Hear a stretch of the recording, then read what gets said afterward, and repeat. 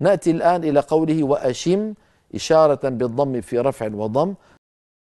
نرى على اللوحة الإشمام لغة مأخوذ من أشممته الطيبة، أي أوصلت إليه شيئا يسيرا من رائحته كما شرحت لكم منذ قليل. واصطلاحا هو ضم الشفتين بعيد تسكين الحرف المضموم. لاحظوا قلت بعيد يعني بعده مباشرة، كهيئتهما عند النطق بالضمة من غير صوت. الإشمام ما له صوت أيها الإخوة، فقط صورة ولا يدركه المكفوف. لو كان في المجلس رجل مكفوف عافانا الله وإياكم فلا يشعر بالإشمام إن وقف قارئ به.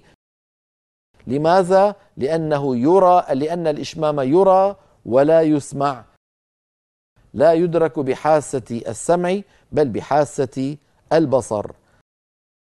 نحو نستعين الرحيم أليم، وهذا الذي ترونه منظر أمامي للشفتين.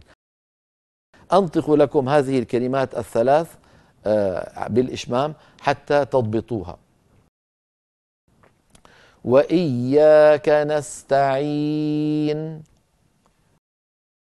نستعين، مجرد ما سكنت النون مباشرة أضم الشفتين ضما كما رأيتم كهيئتهما عند النطق بالضمة. مثلا الرحيم، الرحيم، عفوا الرحيم، الرحيم، أسكن الميم ثم أضم الشفتين. عذاب أليم، نحذف التنوين ونحذف الحركة ونقب السكون ثم نضم الشفتين من غير صوت. ولهم عذاب أليم، أليم، تسكين وبعده ضم فقط، يعني بقي من الضمة صورتها، هذا الذي بقي من الضمة الكاملة ومن بعض الضمة، مرحلة من المراحل كما ذكرت لكم. قلنا منذ قليل أيها الإخوة إن الروم حكمه حكم الوصل، يعني بمعنى لما أقف على كلمة بالروم أعاملها معاملة الوصل. لما أقف على كلمة بالإشمام الذي هو صورة من غير صوت بالعكس حكمه حكم الوقف، يعني أعامل الكلمة الموقوف عليها بالإشمام معاملتي لها لو وقفت عليها بالسكون المجرد. نأتي بمثال. لما أقول وإياك نستعين، هذا اسمه مد عارض للسكون، ونحن نعلم لما وقفت الآن بالنون ساكنة مجردة عن الروم والإشمام يصح في مد العرض للسكون حركتين أو 4 أو 6. هذه الأوجه الثلاثة تصح في نستعين لو وقفت عليها بالإشمام، لأن الإشمام الوقف بالإشمام حكمه حكم الوقف.